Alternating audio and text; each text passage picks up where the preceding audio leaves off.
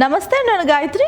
Welcome to Edunine career guidance, Josh innovations private limited, Edunine overseas consultancy. మనకి June 1న release కాబోయే AP website release అనేవి postpone అయినాయి. So ఏ డేట్కి పోస్ట్ పోన్ అయింది, వాటి డీటెయిల్స్ ఏంటి, ఎందుకు పోస్ట్ పోన్ అయింది, అవన్నీ మాట్లాడుకుందాం. ఓకేనా? మీ అందరికీ తెలుసు, ఆల్రెడీ చాలామంది లెక్కలు కూడా వేసుకున్నారు. ఎందుకంటే రెస్పాన్స్ షీట్స్లో మాకు వచ్చిన మార్క్స్ ఇవన్నీ కూడా కంపేర్ చేసుకున్నారు. మాకు ఇన్ని మార్క్స్ వచ్చాయి, మాకు ఐపీఈ మార్క్స్ ఇన్ని వచ్చాయని. బట్ చాలామంది బెటర్మెంట్కి కూడా అప్లై చేశారు. కొంతమందికి సప్లిమెంటరీ ఎగ్జామ్స్ కూడా ఉన్నాయి. వీటిని దృష్టిలో పెట్టుకుని రిజల్ట్స్ డేట్ అయితే మనకి చేంజ్ చేయడం జరిగింది. ఓకేనా? ఫస్ట్ మనకి జూన్ 1న మనకి ఫస్ట్ డేట్ ఇచ్చారు.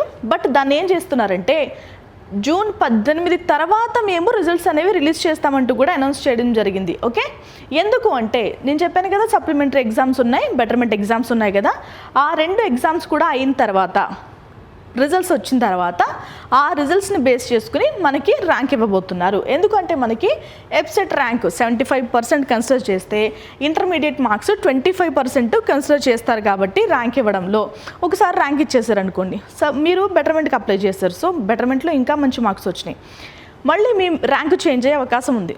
ఫలానా ర్యాంక్ వచ్చింది, మళ్ళీ చేంజ్ అయిందంటే ఇవన్నీ ఎవరికి అర్థం కావు. సో కాస్త గందరగోళం అయ్యే అవకాశం ఉంటుంది. సో ఫస్ట్ వచ్చిన ర్యాంకు, సెకండ్ వచ్చిన ర్యాంకు ఇంత అని చెప్పుకోవడం కానీ, లేదంటే కౌన్సిలింగ్ ప్రాసెస్లో ఇబ్బంది అవ్వడం కానీ, మీకు ఏమైనా ఇబ్బంది అయ్యే అవకాశం ఉందేమో అని డేట్ అయితే చేంజ్ చేయడం జరిగింది. ఓకేనా? ఎందుకంటే మనం చెప్తూ ఉంటాం కదా, చాలామందికి చెప్పేసుకుంటాం, నాకు 10,000 లోపు ర్యాంక్ వచ్చిందిరా అంటే, మళ్ళీ మీకు 5,000 లోపు ర్యాంక్ వస్తే ఐపీఈ మార్క్స్లో మీకు చాలా సబ్జెక్ట్స్లో మీకు మంచి మార్క్స్ వచ్చేస్తే బెటర్మెంట్లో సో చేంజెస్ ఉంటాయి. కాబట్టి ఇలాంటి డెసిషన్ అయితే తీసుకున్నారు. ఓకేనా? అసలు ఎంసెట్ ర్యాంక్లో వెబ్సైట్ స్కోర్తో పాటు ఇంటర్మీడియట్కి వెయిటేజ్ ఇవ్వడం మీకు ఎలా అనిపించింది? ఎందుకంటే చాలా రాష్ట్రాల్లో ఇలాంటి పాలసీ లేదు. అండ్ ఎందుకు పక్కనున్న తెలంగాణ రాష్ట్రంలో కూడా వెయిటేజ్ ఏమి ఇవ్వరండి. ఇంటర్మీడియట్కి ర్యాంక్ ఏదైతే వస్తుందో వెబ్సైట్లో దాన్నే కన్సిడర్ చేస్తారు. బట్ ఏపీలో అలా కాదు, ఇంటర్మీడియట్ని కూడా కన్సిడర్ చేస్తారు. ఓకేనా? ఇప్పటికే మీకు ఒక ఇంట్రెస్టింగ్ విషయం ఏంటో తెలుసా, చాలామంది మ్యాథ్స్కి భయపడుతూ ఉంటారు కదా, మ్యాథ్స్లో బట్ స్కోరింగ్ సబ్జెక్ట్ అని చాలామందికి తెలుసు. సో 150,000 మందిలో రీ ఎగ్జామ్కి అంటే బెటర్మెంట్ కోసం అప్లికేషన్ పెట్టుకుంటే అందులో 1,00,000 మంది విద్యార్థులు మ్యాథ్స్ కోసమే పెట్టుకున్నారంట.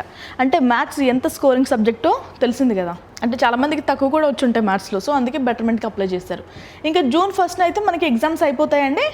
టోటల్ ఎగ్జామ్స్ అన్నీ కూడా అయిపోతాయి, సప్లిమెంటరీ అలాగే బెటర్మెంట్ కూడా.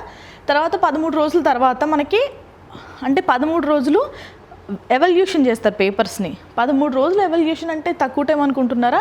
ఎంత హరిబరిగా చేయాల్సి వస్తుందో తెలుసా? ఇప్పుడు నీట్ కానీ, లేదంటే జేఈఈ కానీ, ఏదైనా ఎంట్రన్స్ ఎగ్జామ్ రాసిన తర్వాత కానీ, సిబిఎస్ఈ స్టూడెంట్స్ వాళ్ళ పేపర్స్ కరెక్షన్ చేసిన టీచర్స్ ఏం చెప్తున్నారంటే, మాకు 55 పేపర్స్ కరెక్షన్ చేయండి అంటూ కూడా వాళ్ళకి టార్గెట్స్ ఇవ్వడం అయితే జరిగింది. వాళ్ళకి కనిపించట్లేదు, ఎందుకంటే ఓఎస్ఎం పద్ధతిలో కదా స్కాన్ చేసింది.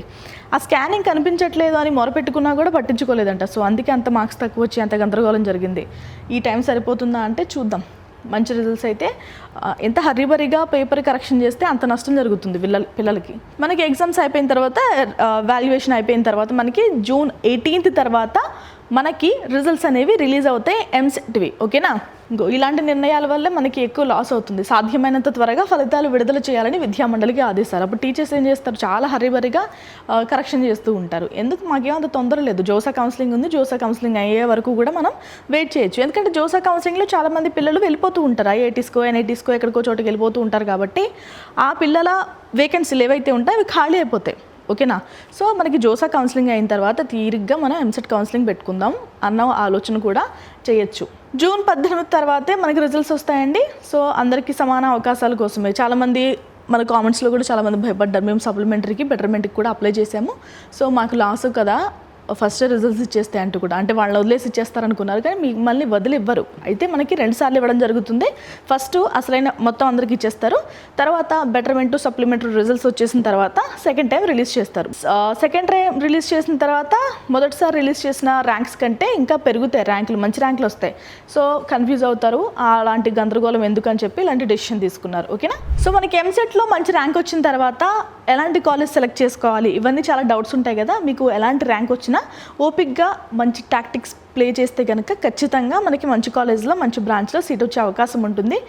మీరు చాలామంది అనుకోవచ్చు అసలు ఇంజనీరింగ్ వేస్ట్ అంటున్నారు కదా ఎందుకు అని.